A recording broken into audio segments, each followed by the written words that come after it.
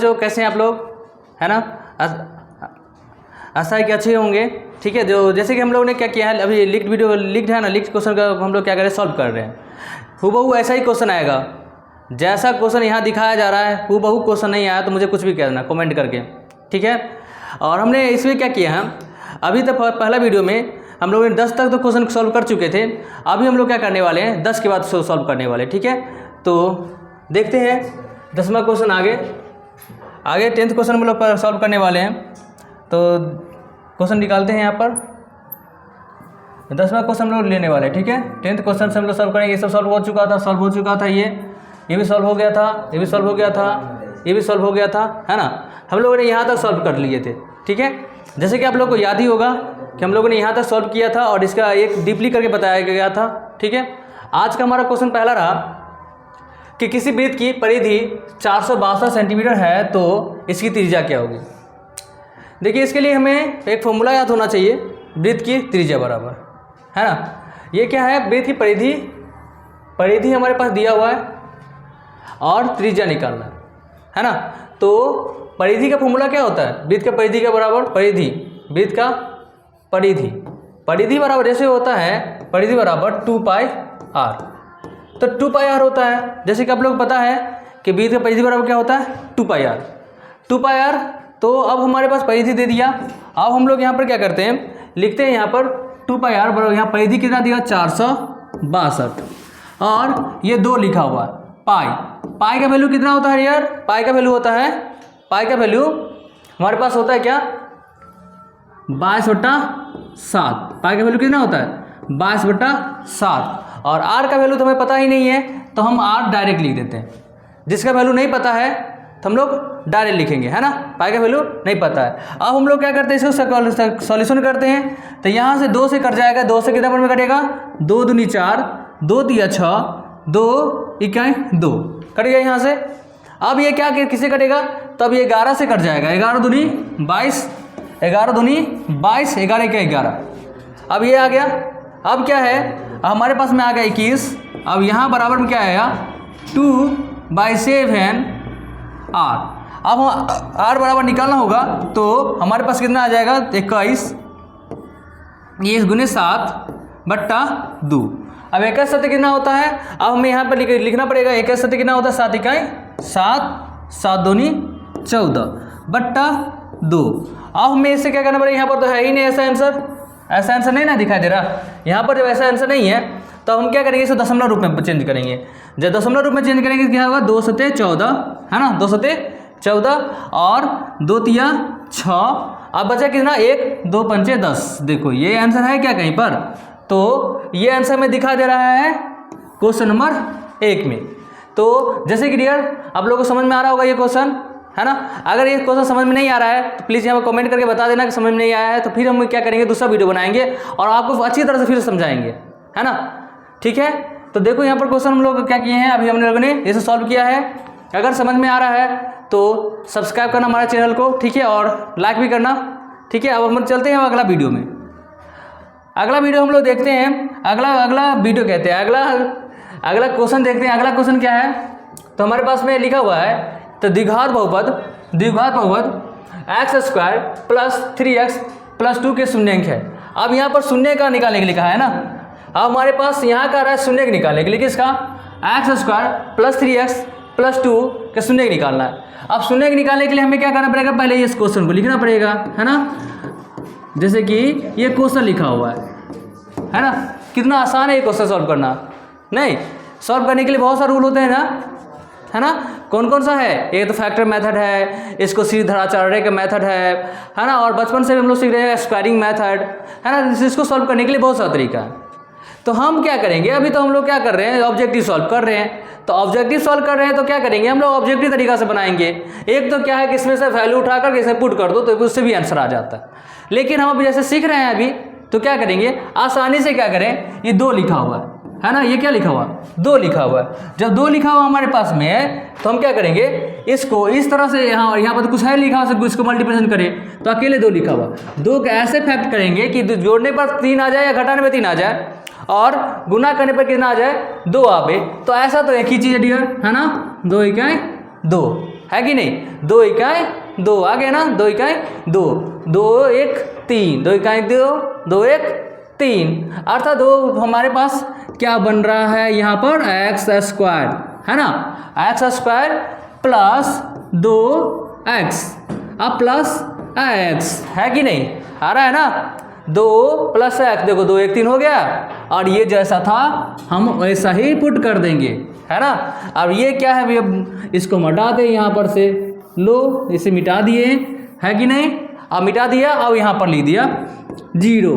देखो हम लोग आपके लिए इतना मेहनत कर रहे हैं, तो कृपया इसको शेयर तो करना ही है ना, शेयर करना बनता है ना, और हमारे चैनल को तो सब्सक्राइब करना तो बनता ही है, नहीं। अब हम यहाँ पर क्या करेंगे, इसे 2 भागों में बांट देंगे, है ना, 2 भागों में बांट देंगे। जल्दी हम आप सबके लिए लाइव सेशन भी लाने वाले हैं, इसलिए ज़्यादा से ज़्यादा सब्सक्राइब करके इसे भगाओ कि हम लोग क्या करें, लाइव सेशन लाएंगे। लाइव सेशन के लिए एक टाइम बनाएंगे, ठीक है, उस निश्चित टाइम में हम लोग लाइव भी होंगे। हाँ, तो यहाँ पर इसे क्या करें, अब इसे क्या करेंगे, x लिखेंगे, यहाँ पर कॉमन लिए x, दोनों में से कॉमन x आएगा ना, देखो यहाँ भी x है और यहाँ भी x है, इसमें तो 2x है तो 1x बच ही गया, 2x था ना तो 1x बच गया, और यहाँ क्या होगा, x तो ले लिए तो बचा कितना, 2 बचा ना, 2, हाँ 2 बच गया। अरे भाई इसमें क्या निकलेंगे, इसमें तो कुछ है ही नहीं, तो इसमें हम क्या करते, जब कुछ भी नहीं है तो प्लस 1 ले लेते, क्या जाता है हमको 1 लेने में, और जब 1 ले लिए अब बचा क्या, x प्लस 2, क्या बचा रे, 1 प्लस x प्लस 2 बचा ना। हाँ, समझ में आ रहा है तो दूसरे को भी बताना कि उस चैनल पे RGS चैनल पर, है ना, ये क्या बताया जा रहा है, एकदम अच्छी तरह से बताया जा रहा है सॉल्व को, सवाल को एकदम हल्का से, जो कि इतना भारी भारी क्वेश्चन को भी आसानी से सॉल्व किया जा रहा है RGS चैनल पर। तो सबको सब्सक्राइब शेयर करना इसको, जैसे चैनल को शेयर करोगे हम लोगों को मोटिवेशन मिलेगा, और मोटिवेशन मिलेगा तो हम क्या करेंगे, और भी ऐसे ऐसे वीडियो बना के लाएंगे, और अच्छे अच्छे वीडियो बनाएंगे, जिससे कि आप लोग को अच्छी तरह समझ में आएगा, ठीक है। ऐसे तो इसमें भी समझ में आ ही रहा है, और हम जब वीडियो बहुत सारे बनाएंगे तो क्या होगा, और अच्छी तरह से समझ में आएगा, है ना। यहाँ देखो x प्लस 2 था तो प्लस था ना, तो इसको हम लोग क्या किए, माइनस में कर दिए, यहाँ देखो प्लस में है ना तो माइनस में आंसर, अर्थात हमारे पास में आंसर देखो क्या क्या आया, -2 और -1। अब हम यहाँ पर ढूंढेंगे कि भाई कौन है प्लस -2 और कौन है -1, देखते हैं, हाँ ये देखो हमारे पास में यहाँ आया, दोनों आया ना, हमारा तो ऑप्शन नंबर ए ही आ गया, सही है कि नहीं, ऑप्शन नंबर 1। तो कैसा लग रही है, कैसा क्वेश्चन था, इजी था क्वेश्चन था ना। अगर इजी क्वेश्चन लग रहा है तो याद रखना इस चैनल को, और रेगुलर इस चैनल पर आकर के वीडियो अवश्य देखना, मैथ का, साइंस का, हिंदी का, है ना, और भी बहुत सारे और वीडियो आने वाली है। जैसे जैसे हमारे पास में शिक्षक आते जा रहा है, यहाँ पर हम नए नए वीडियो लाते रहेंगे, ठीक है। देखते हैं हम अब अगला क्वेश्चन। अब हमारे पास में अगला क्वेश्चन जैसे है, अब हम अगला क्वेश्चन देखते हैं कि क्या है। अगला क्वेश्चन हमारे पास में देखो बहुलक आ गया, बहुलक को हम लोग बचपन से पढ़ते आ रहे हैं, बचपन से क्लास 5 में, जब हम क्लास 5 या 6 में रहे होंगे, 6 में रहे होंगे, है ना, क्लास 6 में रहे होंगे, तभी हमें सिखाया गया होगा कि बहुलक एक ऐसा संख्या होता है, एक ऐसा संख्या होता है जिसका बार बार आया हो, जिसका बारंबारता सबसे ज़्यादा हो, बारंबारता जिसका सबसे ज़्यादा बार आया हो उसी को हम लोग बहुलक कहते हैं। तो ढूंढो इसमें सबसे ज़्यादा बार कौन आया भाई, इसमें तो 3 1 बार, 3 1 2 बार, 3 3 बार, 3 4 बार, भाई 3 4 बार आ गया, तो बहुलक कौन होगा, यही 4, है ना। तो बहुलक समझ में आया कि नहीं आया।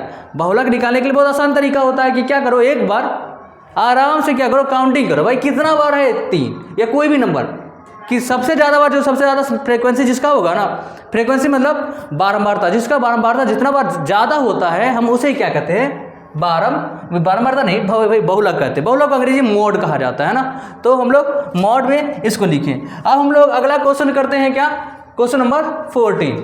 क्वेश्चन नंबर 40 देखो, sec 30 लिखा है, sec 30 कैसा है लगा क्वेश्चन, याद आ रहा है कि sec 30 जो होता है किसका उल्टा होता है भाई, ये तो ये cos का उल्टा sec होता है ना।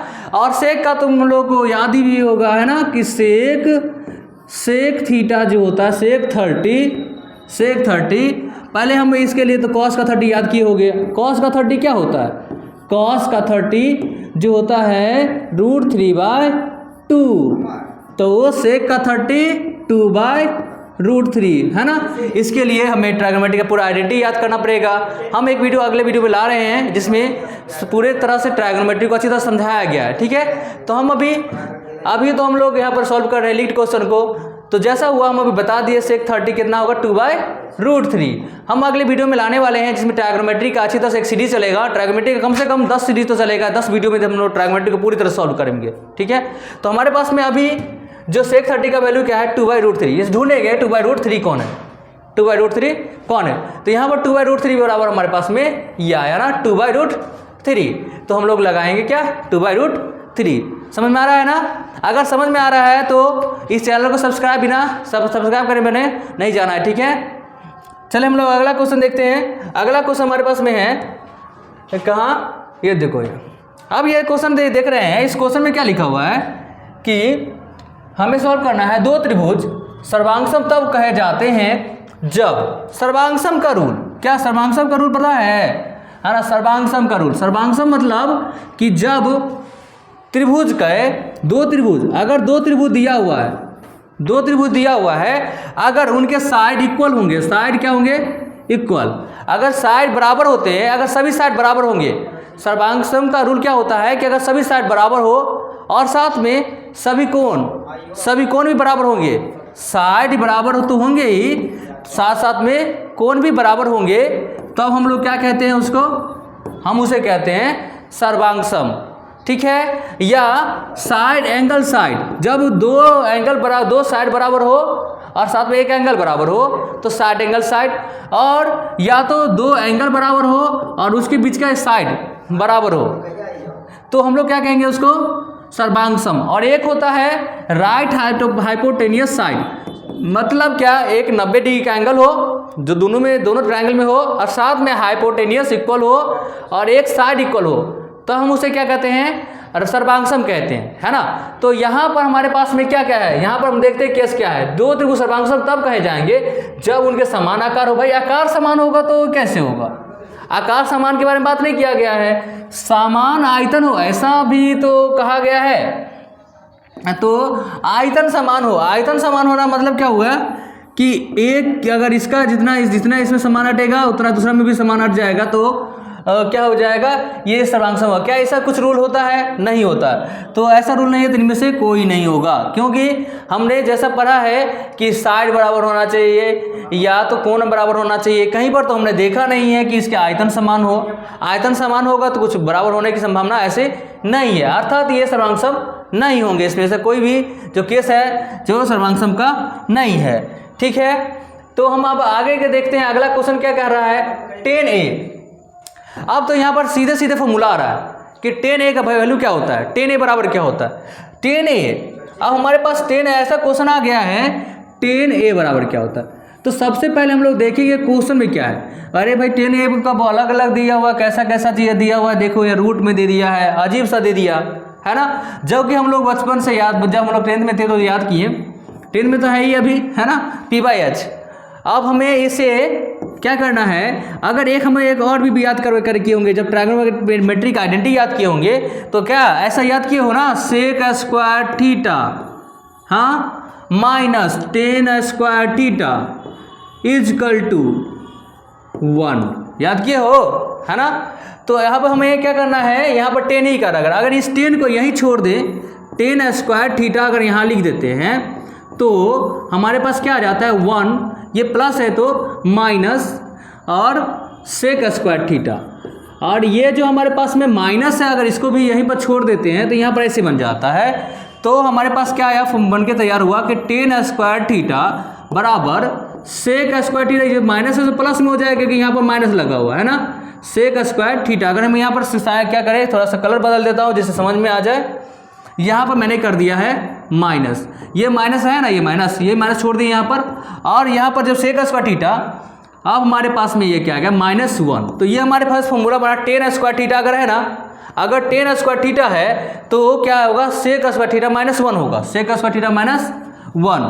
लेकिन हमें पास 10 का केवल कहा गया है, केवल 10 का कहा गया, तो केवल 10 का कहा गया है तो भाई क्या करेंगे, 10 तो लिखेंगे, स्क्वायर जैसे ही यहाँ पर से हम हटाएंगे तो यहाँ पर हमारे पास बन जाएगा plus minus sec square theta और यहाँ पर -1। तो हम देखेंगे अगर प्लस माइनस नहीं भी होता है, केवल प्लस भी रह जाएगा तो कोई भी इतना ज़्यादा का सोचने की ज़रूरत नहीं है।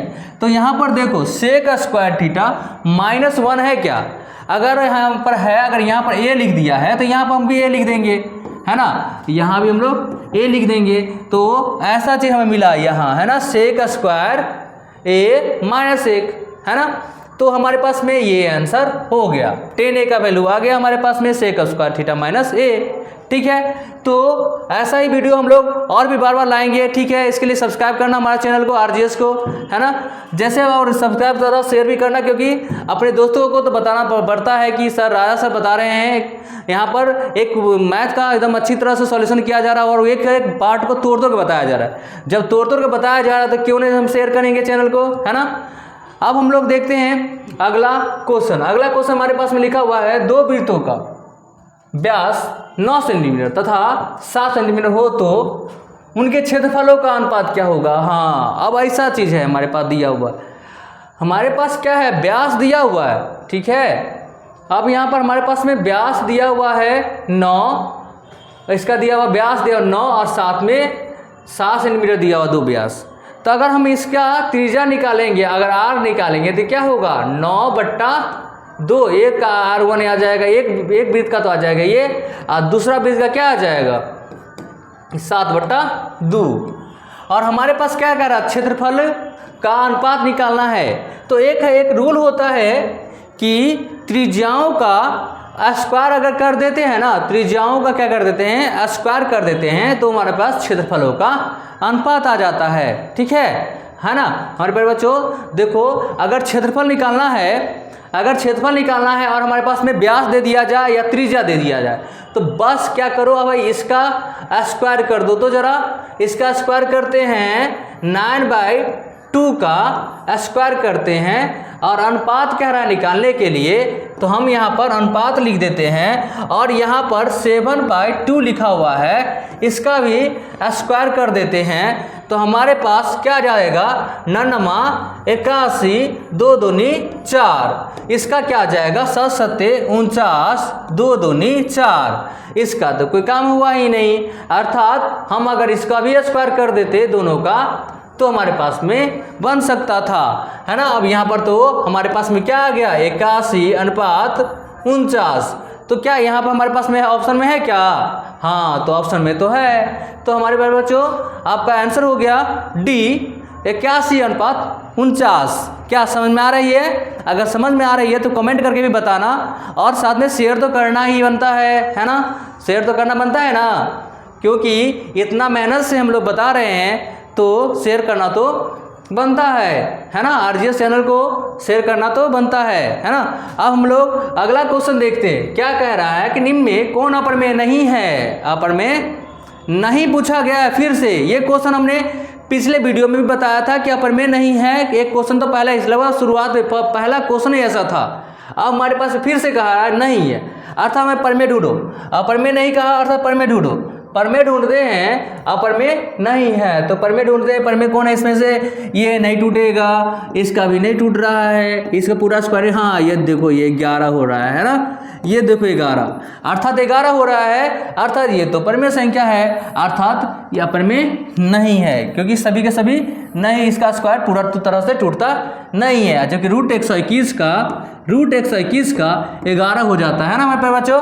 रूट 121 का क्या होता है, 11 होता है ना, अर्थात क्या होगा, ये परमेय संख्या हो जाएगा, अर्थात ये परमेय नहीं है। तो हमारा आंसर क्या होगा, हमारा आंसर डी होगा। ठीक है, अब हम लोग अगला क्वेश्चन में देखते हैं अगली क्वेश्चन कैसा आएगा। और अगला हमारा लास्ट सेकेंड क्वेश्चन है, और यहाँ पर लिखा हुआ क्या, 5, 15, 20 का लॉस और मॉस का अनुपात ज्ञात करना है। इस बार हमें क्या करना है, दोनों का अनुपात ज्ञात करना है। तो हम सबसे पहले क्या करेंगे, इनका लघुत्तम निकालेंगे और साथ में इनका महत्तम भी निकालेंगे। तो लघुत्तम महत्तम निकालना स्टार्ट करें। तो अगर लघुत्तम निकालते 5, 15 और 20, आज हम आप लोगों को सिखाते हैं कि महत्तम लघुत्तम निकालते निकालते महत्तम भी कैसे निकाल लेंगे। तो हम महत्तम पहले लघुत्तम निकालते हैं, तो 5 इकाई 5, 5 तिया 15 और 5 चौका 20, अब तो निकलेगा ही नहीं आगे। अब जब नहीं निकलेगा तो हमारे पास एलसीएम यहाँ पर से कितना आ जाएगा, जो कि हम लोग बचपन से सीखते आ रहे हैं, 5, 3 और 4, है ना। समझ में आ रहा है ना, 5, 3, 4 तो कितना हो गया, 5 3 15 चौका 60। ये तो हो गया हमारे पास एलसीएम। हम अब जैसे बात किए थे कि इसी में हम लोग सीखेंगे एचसीएफ भी निकालने कैसे। अरे देखो इस 5 एचसीएफ मतलब क्या हुआ, हाईएस्ट फैक्टर। हाईएस्ट फैक्टर मतलब कि सबको जिससे भाग लग रहा, अरे सबको तो ये 5 भाग दे रहा है ना। इसके अलावा तो अब कोई संख्या ही नहीं जो सबको भाग दे रहा है, अर्थात इसका एचसीएफ कितना आ गया, वही जो यहाँ पर लिखा हुआ, भाई यहाँ पर जो लिखा हुआ है 5, वही इसका क्या हो गया, एचसीएफ भी हो गया, है ना। अब हम कलर थोड़ा सा बदल देते इसका और लिखते हैं यहाँ पर, ये हमारा एलसीएम हो गया, ये हमारा एचसीएफ हो गया, है ना। तो हम क्या करेंगे, एलसीएम को पहले क्या लिखने के लिए क्या रहा, लघुत्तम लिखने के लिए, तो पहला हमारा काम क्या होगा, 60 लिखना है ना, और इधर लिखना है हमको 5। क्या ये कर जाएगी, तो कर जाएगी, है ना, कर रही है। तो यहाँ पर कितना आ गया 12, और यहाँ पर कितना आ रहा है 1, है ना बच्चों, आ रहा है ना समझ में, है ना। अगर समझ में आ रहा है तो लाइक के बाद बटन तो दबाना बनता है ना। तो यहाँ पर क्या आ गया 12:1, ये तो यहाँ पर है डी में, तो हम लोग इसको क्लिक कर देंगे। अब हमारा लास्ट क्वेश्चन रहा। लास्ट क्वेश्चन को देखने से पहले कृपया इसको सब्सक्राइब करके जाना ही, है ना, सब्सक्राइब करना है और साथ में शेयर भी करना है और लाइक भी करके जाना है ना।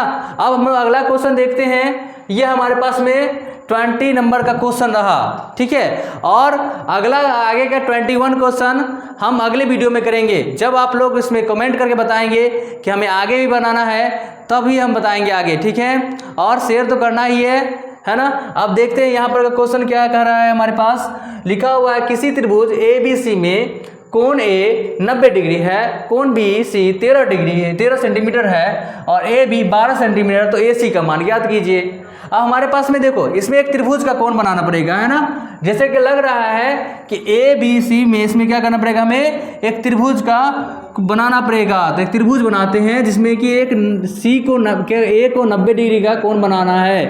तो A को क्या करेंगे, 90 डिग्री का एंगल देंगे। A को क्या करेंगे, 90 डिग्री का एंगल देंगे। 90 डिग्री दे दिए यहाँ, और साथ में एक नाम रख देना है इसका नाम क्या रखना है, इसका नाम रखना है A। तो हम करेंगे इसको A लिखेंगे, और उसके बाद इन दोनों में का कोई डिसाइड नहीं कौन सा नाम रखना है, तो डायरेक्ट नाम लिख दिए यहाँ पर। अब हमारे पास क्या कह रहा है कि BC, देखो BC कहाँ है, ये है ना BC।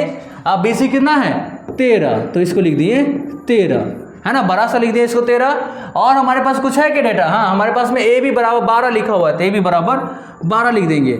इतना चीज़ तो हमें पता चल गया। अब हमें निकालना है इसका, ये सेंटीमीटर में दिया हुआ है हमारे पास बच्चों, है ना, सेंटीमीटर में, तो सेंटीमीटर में लिख दिए। अब हमें निकालना क्या था, AC मतलब ये साइड का।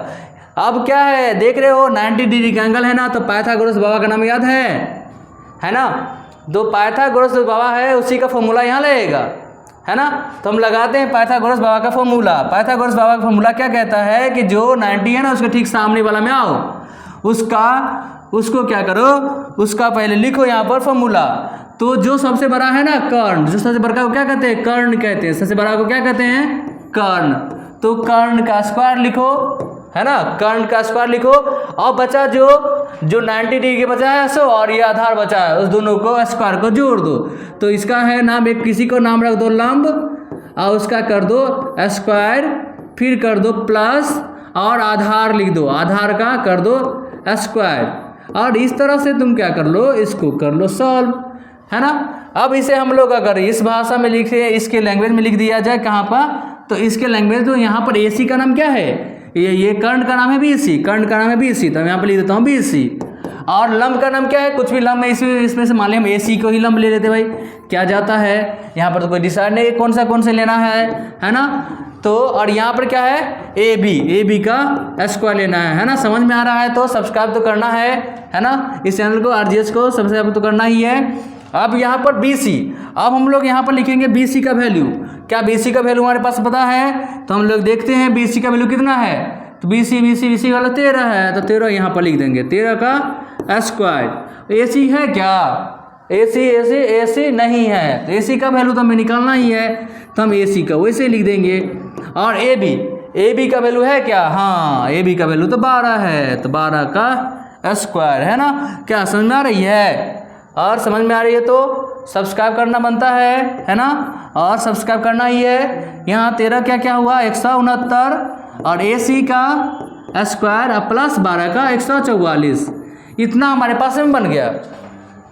अब 169 लिखा हुआ है, क्या करते हैं हम, कुछ चीज़ को डेटा को मिटाना पड़ेगा यहाँ पर, क्योंकि हमारे पास में सॉरी, अब क्या करते हैं थोड़ा सा मिटा देते हैं यहाँ पर। अब यहाँ पर हमारे पास क्या है, यहाँ पर लिखा हुआ 169, यहाँ पर है ए सी, तो ए सी स्क्वायर बराबर, अभी हमारे पास क्या बच गया 169 में इधर ले आते हैं 169 और घटा देते हैं किसको 144 को, तो 144 को घटाएंगे तो कितना आ जाएगा 25 आ जाएगा। तो ए सी स्क्वायर का वैल्यू कितना आ गया 25, तो ए सी बराबर क्या हो जाएगा 5। तो इस तरह से हमारे पास में आंसर कितना आएगा 5, ठीक है। तो इस तरह से हम लोगों ने 20 तक क्वेश्चन सॉल्व कर लिया है। थैंक यू मेरे प्यारे बच्चों, और इस तरह से सब्सक्राइब करते रहना, हमारा मनोबल बढ़ते रहेगा। धन्यवाद। अब थैंक यू तो लेते जाओ, है ना। तो एक वीडियो देखने के लिए धन्यवाद तो लेते जाओ, है ना। Thank you for seeing.